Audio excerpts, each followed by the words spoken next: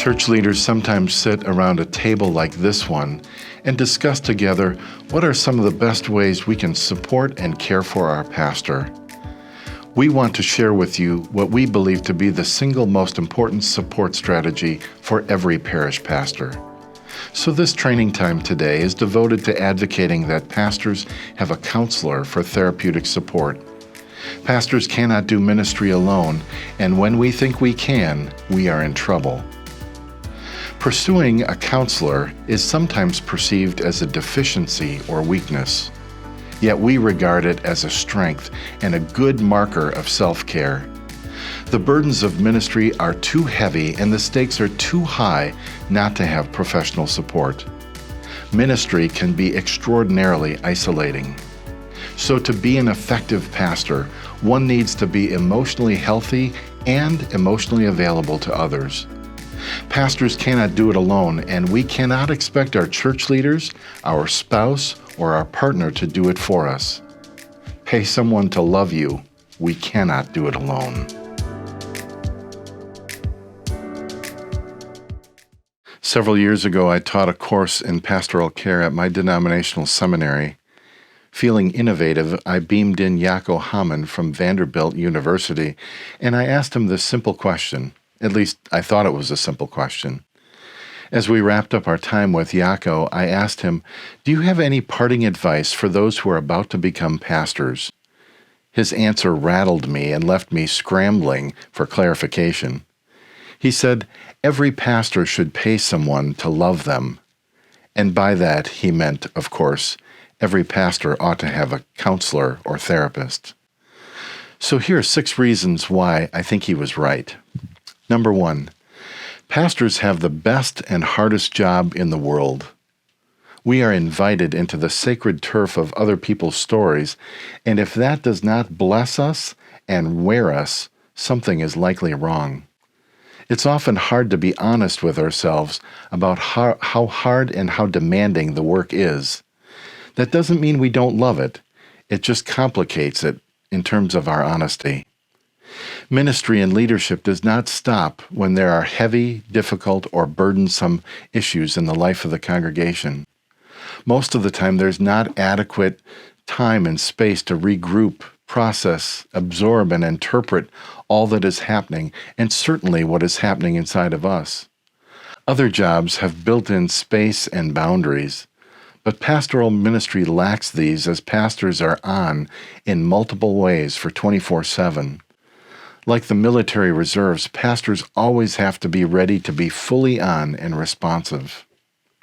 Cumulative challenges and burdens require that pastors have an outlet in order to ventilate and make meaning of what has happened and what is happening.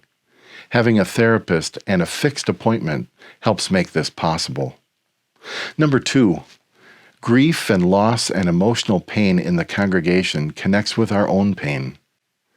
We are often invited into painful places, and those painful places intersect with our own places of pain. Other people's stuff tends to stir up our own stuff. A dear colleague of mine once said to me, "Ministry keeps banging into my pilings," and what he meant was, things in ministry that bump us tend to bump into deep places in our own souls and in our own stories.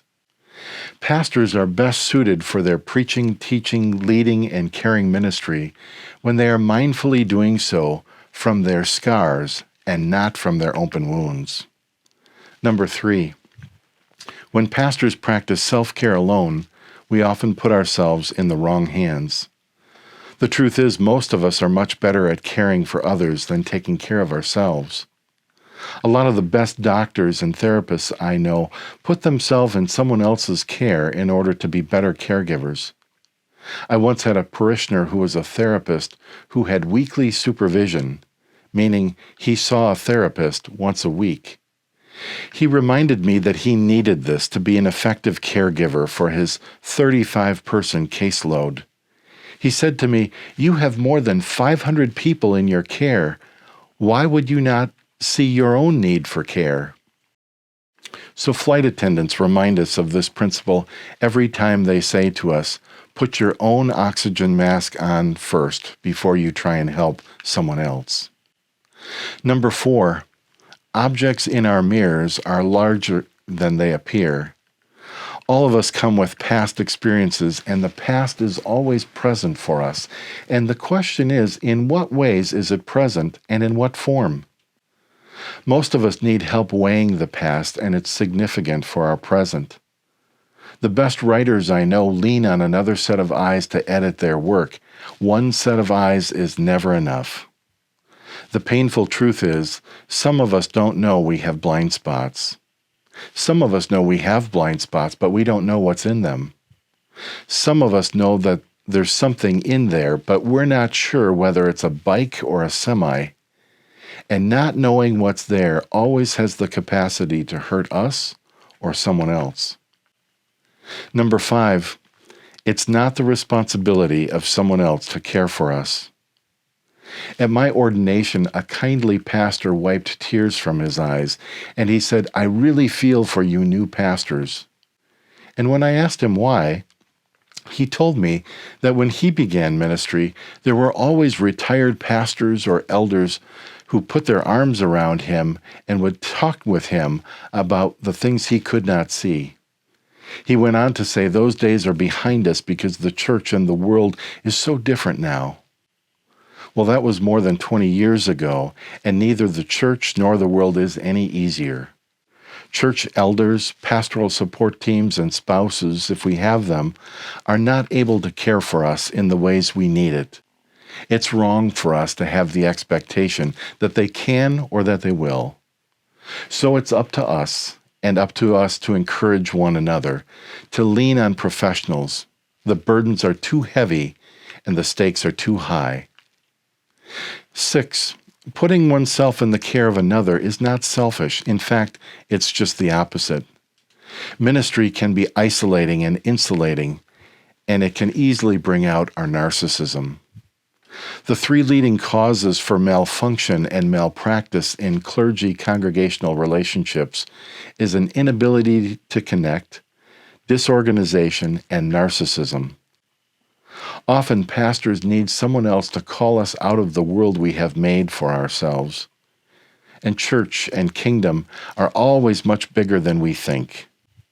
The bottom line is, don't believe everything you think as a pastor. Narcissism always inflates our self-importance, puts us at the center, and is attention-seeking. Narcissism turns we and us into me and I. So if our defenses rise right now about our need for therapeutic support, it's likely the protest of our narcissism. So if you find yourself resisting these ideas, ask yourself, so what is that resistance all about? So some pastors will say, okay, that's a good idea, but how do I do this? Well, I want to encourage you to begin with the recognition that there's a difference between needs and neediness. The spiritual life often begins with recognizing that there's a difference between the two. And pastors just know that the curriculum for this learning will not be comfortable. Number 2, as a ministerial association, or a group of churches, a diocese, a presbytery, a classis, and a local congregation, make clergy care and healthy leaders a strong value. Take the necessary months and years to grow that value. Regularly lift up and remind one another of the healthy practices that grow healthy leaders. Spend your years of ministry in a church regularly reminding your elders and your council that to function in a healthy way, you need this kind of support. Optimally, they see and benefit by your own growth. And last, when negotiating a call or its details, put therapy costs in your compensation package. Pastors routinely negotiate housing, health insurance, sabbatical, vacation, books, continuing education, and Social Security costs. Why would we not give mental health and support a place at the table when it comes to naming important priorities? Consider using continuing education funds for therapeutic support. If you are not growing, they will not grow either. So find a way to pay someone to love you. The church deserves nothing less. The best version of you is the one that's clear about the unique way in which the living Christ lives in you and in your story. To lean on a professional who can provide supportive insight is not a deficiency, but it is a strength. We'd argue it's a necessity for mental and emotional health. In ministry, finding clarity and remaining clear requires another trusted soul.